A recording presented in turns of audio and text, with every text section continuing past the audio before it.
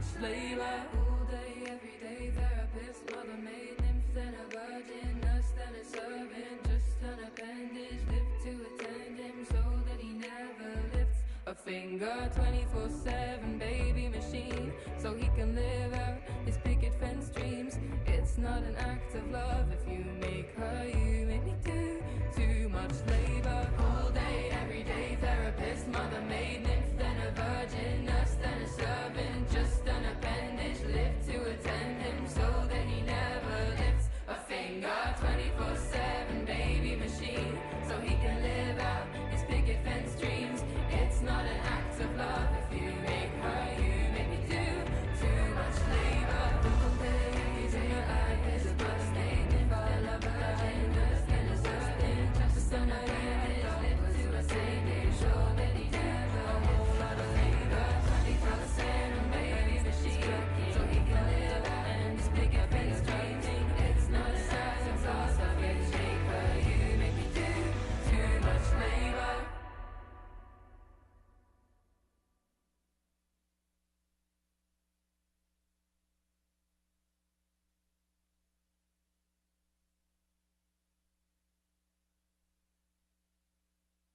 My name is Deb Johnson, and I serve on your Board of Trustees as the treasurer.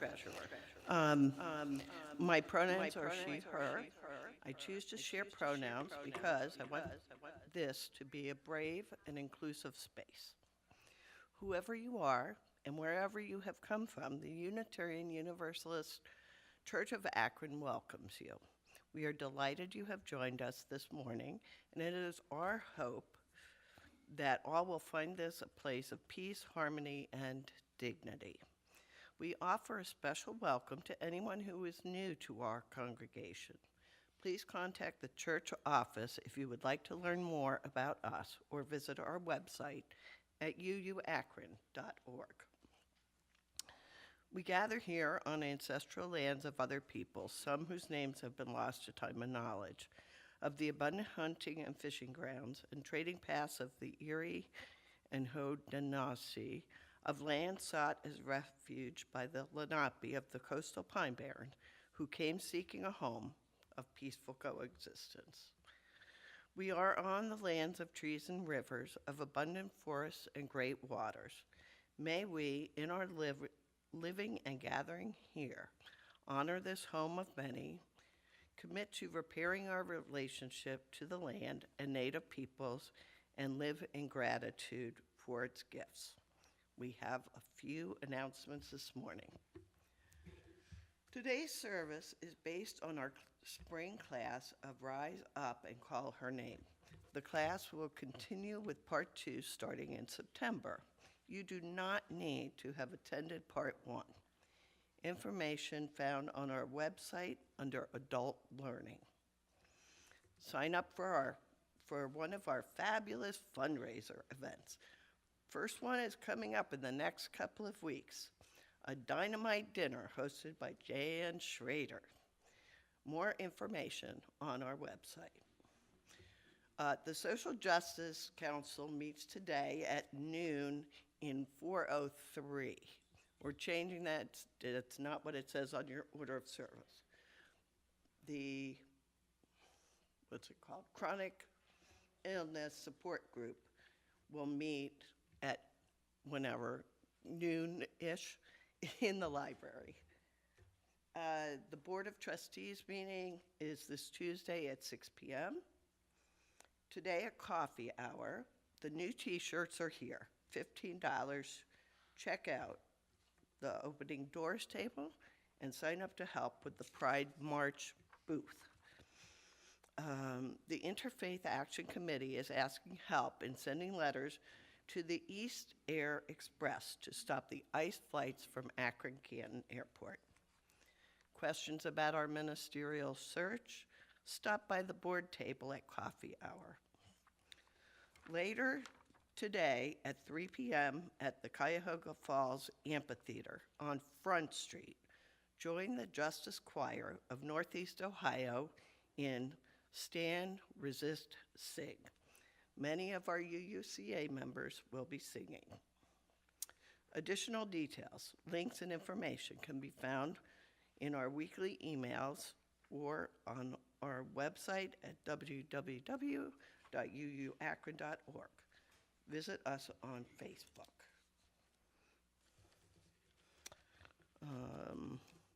And now we will widen our welcome as we gather each week in the joy and comfort of community. We take these few moments to reach out and greet each other personally, especially those we have not seen or who are new to the community.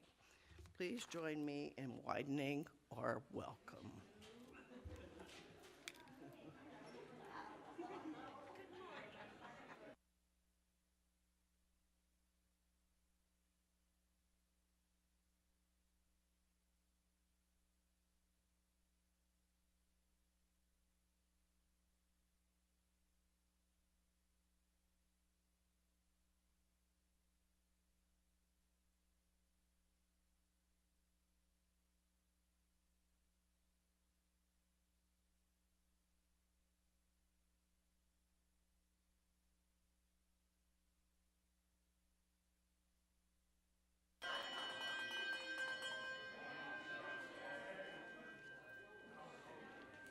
Let us continue our worship this morning by singing hymn number 1069, Ancient Mother.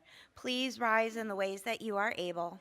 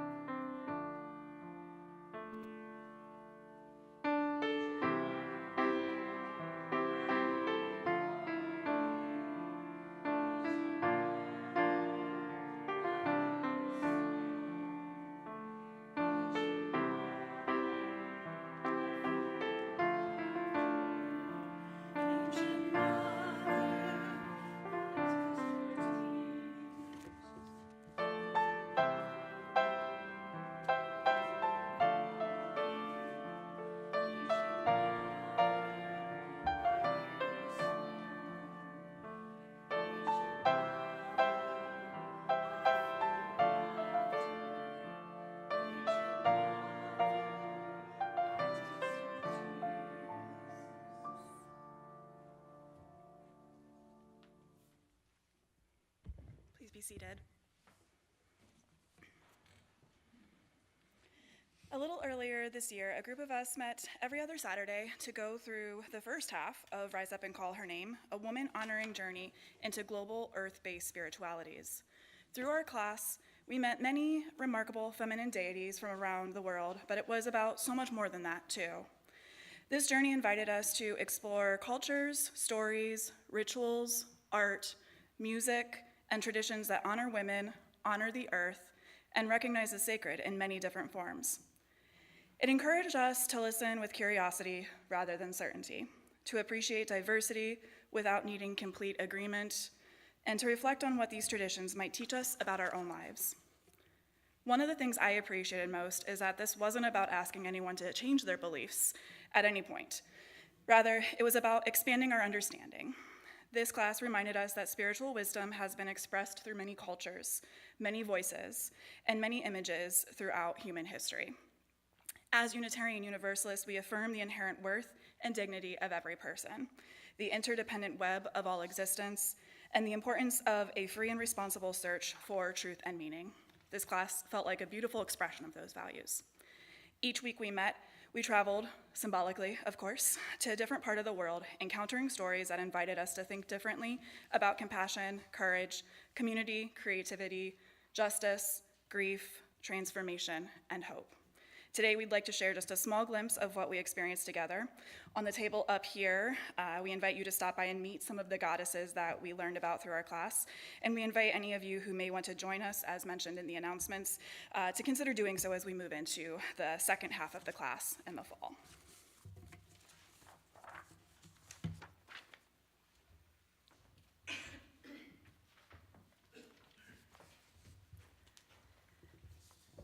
I am nature, the universal mother, mistress of all the elements, the primordial child of time, sovereign of all things spiritual. the first of the heavenly gods and goddesses. At my will, the planets of the sky, the wholesome winds of the seas, and the mournful silences of hell are disposed.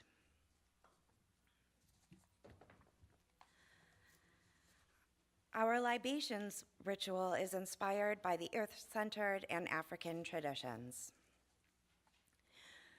We pour this water for the countless faces of the divine feminine throughout history, for the goddesses whose names are still spoken, for those whose names have been forgotten, and for those whose stories have been intentionally silenced. May their wisdom rise again in our remembering. We pour this water for she who is the Queen of Heaven, Queen of the dead, Queen of the immortals, the uniform countenance, manifested alone and under one form, yet worshipped throughout the whole world in diverse manners, varying customs, and many names.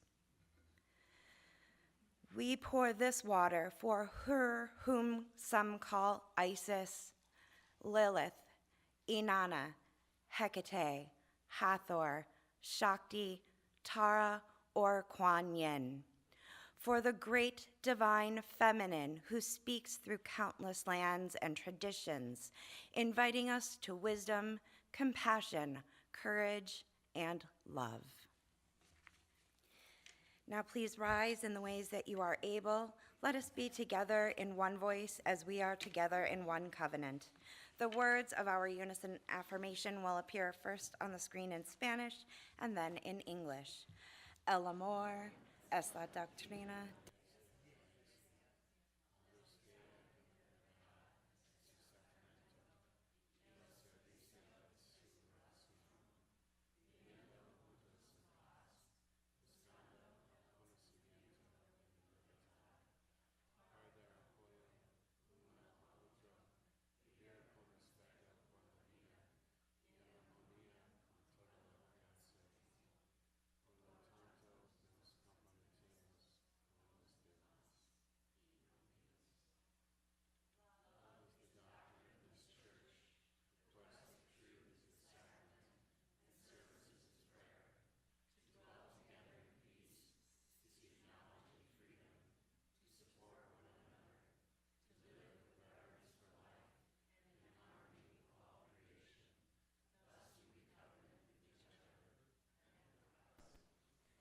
Please be seated as we sing out our kids and youth to their SE classes. The words will appear on the screen.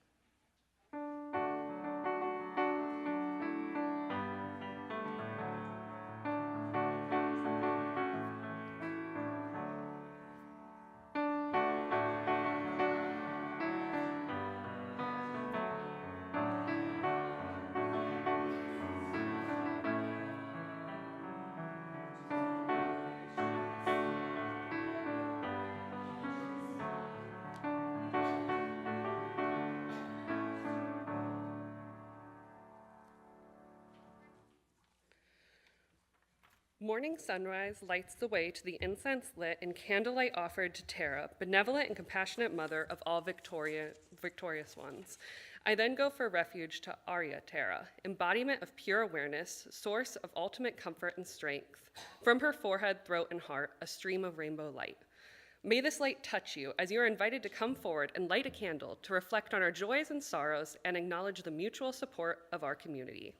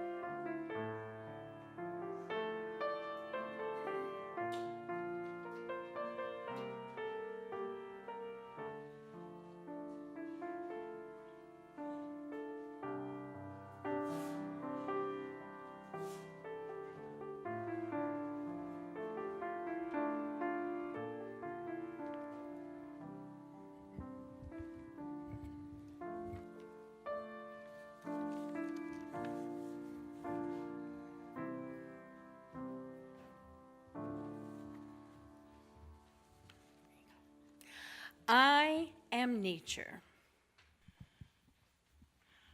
Ruler of the elements. Progenitor of worlds. I am Isis. Isis. Mistress of the living. Mistress of the dead. Everlasting. Immortal. Undying. Eternal. I, Mother Nature. Control the planets. Of the sky. The helpful winds. Of the sea. I am omnipotent. Respected throughout the world. Chief of all deities. The sole manifestation of all gods and goddesses. Of all gods and goddesses. I am Mother. To all deities. And I am called by many names. To the Athenians. I am the wise and valiant Athena. And to those of Cyprus Isle. I am Aphrodite or Venus. To those of Crete. I am Artemis or Diana. I am Isis. Immortal. Everlasting. Eternal. Undying. To those of the Isle of Sicily. I am called Persephone. And to the Eleusinians. I am Mother Dimitri. Or simply the mother of the wheat. In China. I am Na Kuan, the creator. Or Kuan Yin. The goddess of mercy. By the Athenian people. And those who dwell in Egypt. And those who dwell further to the east. Understand my ancient wisdom. Many than any others. For they know the ceremonies. And are dear to me. And they call me. By my true name, Almighty Isis.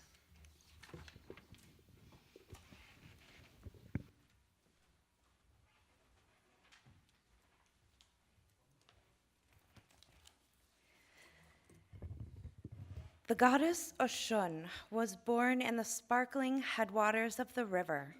She is fresh and quick, alluring, and the most appealing of the three Orisha goddesses. Many male gods have tried to bring her under his control, but all have failed. Oshun was dearly loved by every order of creation, birds and fish, plants, animals, and villagers. They were all charmed by her fine features and sweet temperament. Her father, Olofi, was extremely jealous of the love given to Oshun. If he wanted to go out on the river in his canoe, the current would not take him unless Oshun accompanied him. If he went fishing, the fish would not bite unless Oshun asked them to. The devotion of all creation to Oshun drove Olofi into a jealous rage. Oshun was forced to flee as fast as she could to save her life from her father's wrath. The fish came to her aid, taking her to the goddess Olokun in the ocean's depths.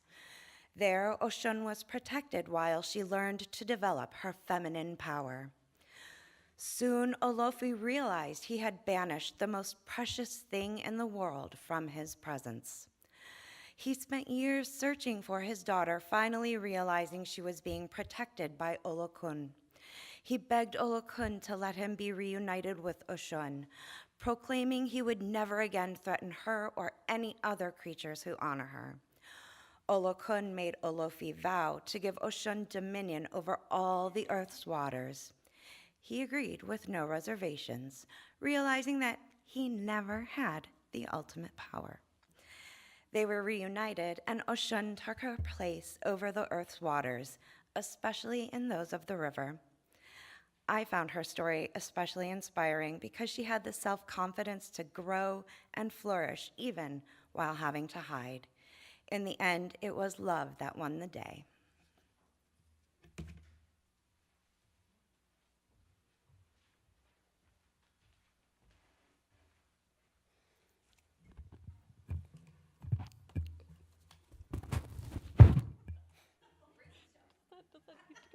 Is that an important piece? Okay. Kali is often misunderstood as a goddess who is seen to be for destruction and chaos. While she may look fierce and does utilize destruction and chaos, in Hindu tradition, Kali is a powerful source of transformation, destroying ego, fear, and injustice so that something more whole can emerge. She reminds us love is not always soft. Sometimes love appears as fierce protection, truth spoken when silence would be easier, or as courage. Her story lets us reflect on the ways women are still treated today. Women are often expected to be agreeable, nurturing, and quiet, while strength, anger in the face of injustice, and firm boundaries can be judged harshly. Callie challenges those expectations. She reminds us there's a place for courage, that compassion can be fierce, and that standing against oppression is an act of love. As we honor Callie, may we also honor the women in our own communities who speak difficult truths, protect the vulnerable, and refuse to shrink themselves to make others comfortable. May we recognize that the work of justice sometimes requires not only tenderness, but also courage and strength to transform the world. The Unitarian Universalist Church of Akron is a sanctuary of love and welcome to all, living our values through ministries that care for the earth and for each other. At this time, we invite you to make a donation for the work of this church. You may do so in the sanctuary, on our website with a Give button, or by scanning the QR code on the order of service. Your giving uplifts all of our ministries within these walls and in the wider world. Thank you for your generosity.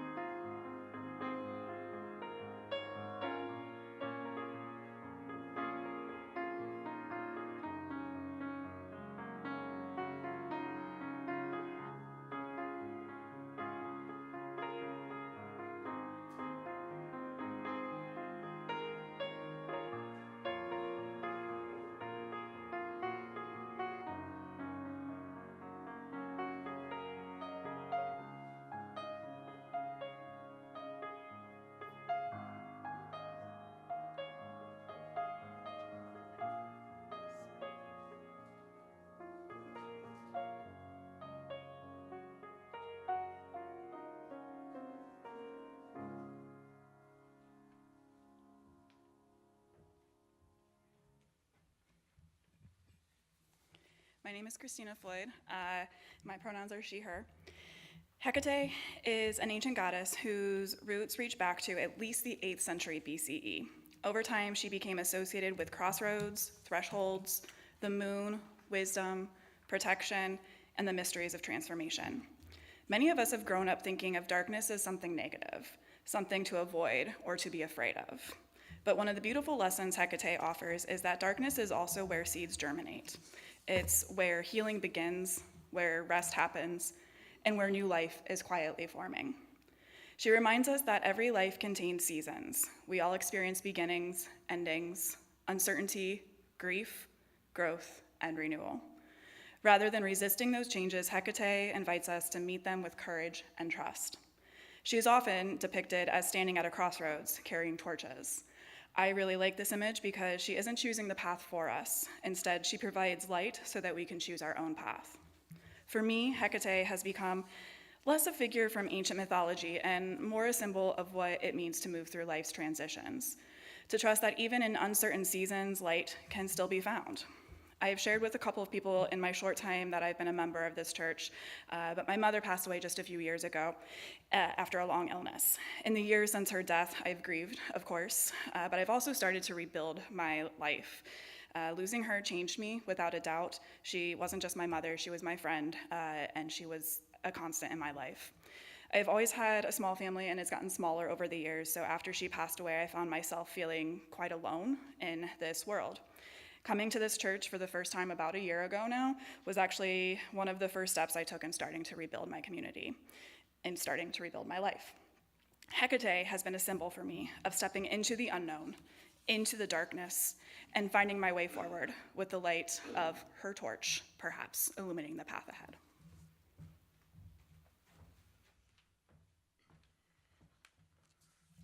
Good morning. I'm Deb Lemire, and I realize as we sit there that we didn't all introduce ourselves. This is the class that got together earlier this year. You just met Christina, and I'm going to say your name, so make sure you raise your hand. Amanda Newton, who you all know as worship associate. We have Emily Trunko. You just heard from her. Carol Dobbins. Who's next to you? Oh, Laura Kalman, she did our libations, and Lyss Grieco, who lit our chalice. Africa, the cradle of civilization, where we met our mother Isis from ancient Africa, Oshun from sub-Sahara Africa. But for me, the mother that spoke to me was the African-American outraged ancestral mother. This female ancestor who passes on her feminine wisdom for the good of the tribe and the survival of all Black people, especially those in the African diaspora created by the Atlantic slave trade. You have met her. We all have. She resurfaces over and over again through contemporary Black women writers. Maya Angelou's grandmother in I Know Why the Caged Bird Sings, Seth and Baby Suggs in Toni Morrison's Beloved, Shug Avery and Alice Walker's Color Purple.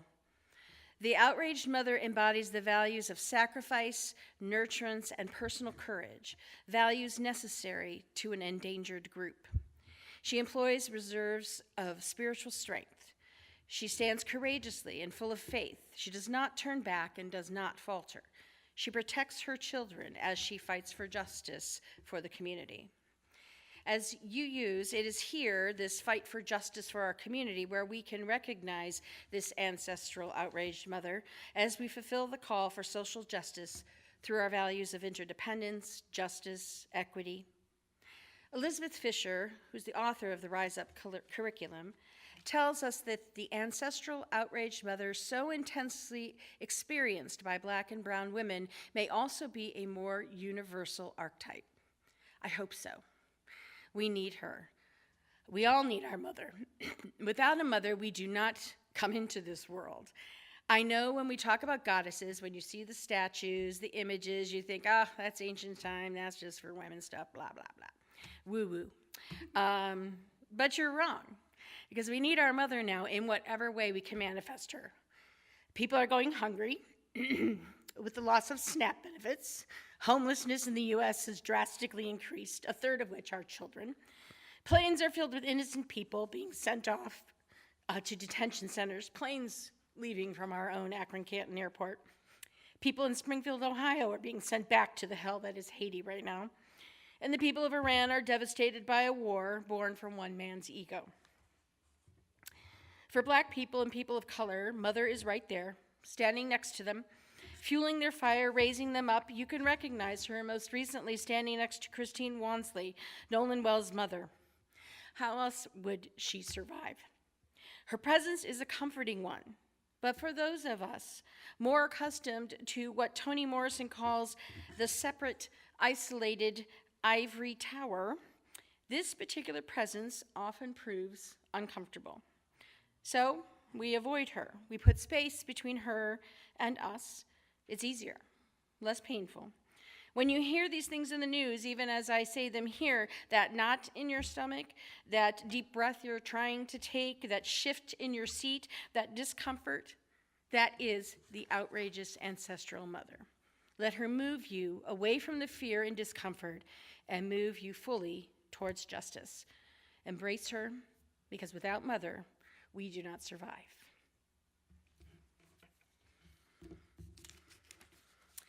Please join us for our closing hymn, 1026, If Every Woman in the World.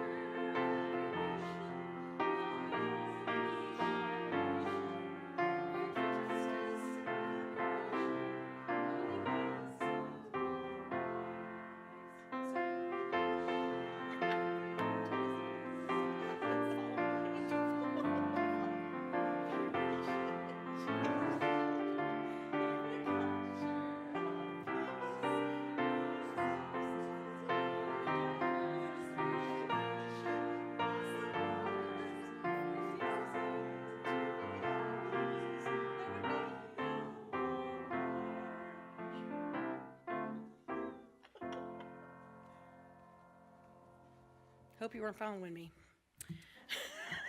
That one verse got away from me. Umamabaku dala babe tanzada. Our mothers used to pray. As we extinguish our chalice, let us raise their names, knowing that the goddess is found in ancestral faces. Amidst our personal grandmothers and the historical truth seekers, we know the divine. You can sit. Now, during coffee hour, you can visit the goddess timeline that is posted on the wall in the hall. And as mentioned earlier, the next session of this class begins in September. It is open to women only, just to keep that in mind. From former Assemblywoman Shirley Chisholm. In working toward our own freedom, we can help others work free from the traps of their stereotypes. In the end, anti-Black, anti-female, and all forms of discrimination are equivalent to the same thing, anti-human. We must reject not only the stereotypes that others have of us, but also those we have of ourselves and others.